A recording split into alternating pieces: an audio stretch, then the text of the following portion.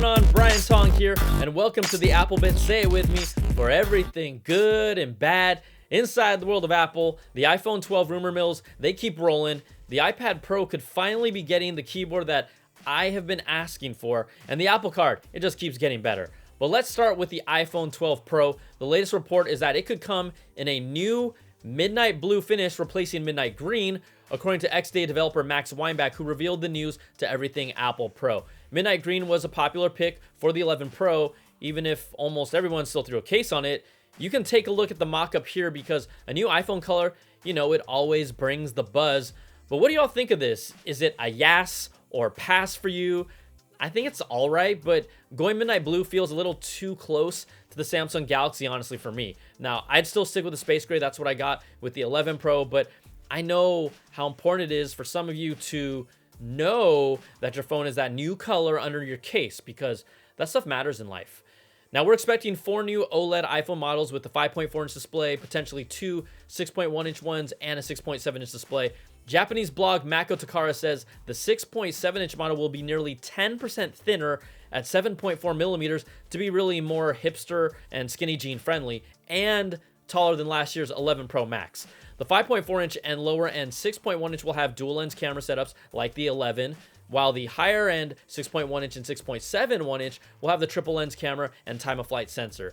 The report says the 6.7-inch will also have larger camera sensors than the 11 Pro Max, so we'll see if that plays out. And think about this, we could see our first iPhone of 2020 as early as March. That's right, according to Bloomberg, mass production of the rumored iPhone SE2, the lower cost iPhone 2020, will start in February, and that could be available as early as March. It will reportedly have a 4.7-inch LCD display and a similar design to the iPhone 8 with a thick top and bottom bezel, with the Touch ID button, no Face ID, a single lens rear camera, and an A13 processor with 3 gigs of RAM. It's been referred to as the iPhone SE2 or the iPhone 9, but it's not clear exactly what it'll be named. So those are your iPhone rumors, but if you want some real iPhone news that's actually happening, Apple's officially selling refurbished models of the XS and XS Max for the first time ever.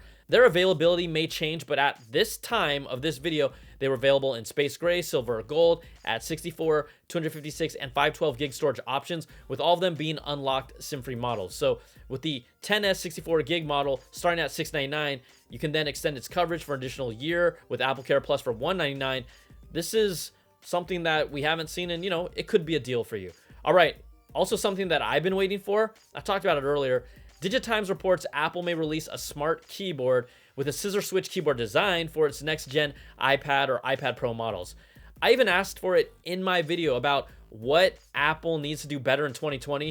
And since we're on the iPad Pro, can Apple finally make an iPad Pro case that has a decent keyboard after they finally brought one to the MacBook Pro? That flat rubber thing they sell is basically one of the worst options out there right now. And you can find other great videos like that and more at youtube.com/BrianTong. But not only is it expected to get a revamped keyboard that doesn't feel like you're pounding on hard, dead rubber, because let's be honest, the current one is just trash, and I've never bought one, especially for my iPad Pro, for $199. Nah, no way.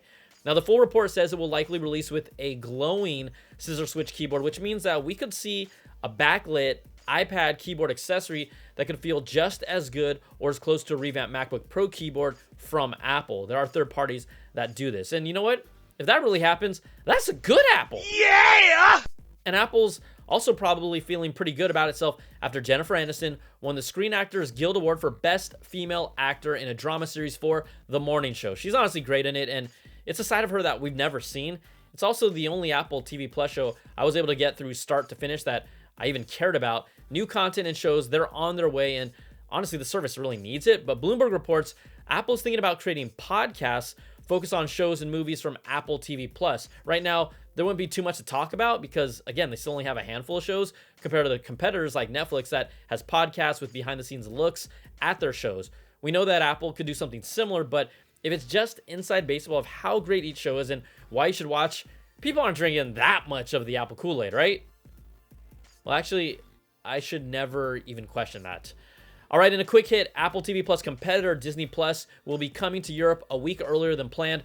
Ireland, France, Germany, Italy, Spain, Austria, Switzerland, and the United Kingdom will get the streaming service on March 24th instead of its originally planned March 31st date. So now they can all experience the joy that is Baby Yoda. All right, the Apple Card, slowly but surely getting some new improvements over time.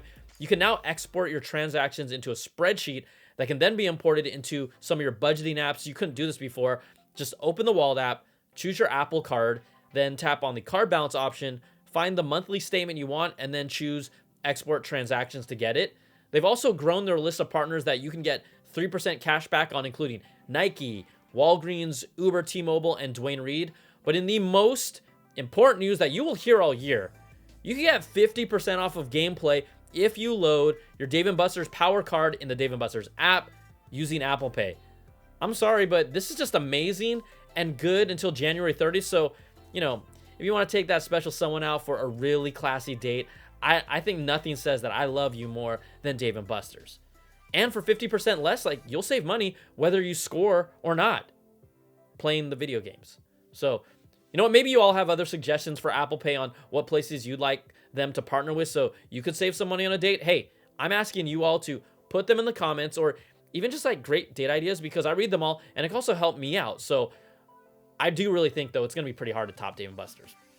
All right, if you like this video, you know what to do. Thumbs up, subs up, and hit that notification bell, ding, to get all my videos when they drop. And if you want more Apple goodness, check out my weekly Apple Bits XL audio podcast, where we just go for a deep dive into these stories and more with special guests. Plus, I'd love your support for the podcast and everything I do. I'm completely independent, and you can help support my work at patreon.com/BrianTong. So thanks so much for watching. Take care, be safe, and we'll talk to you soon. Peace.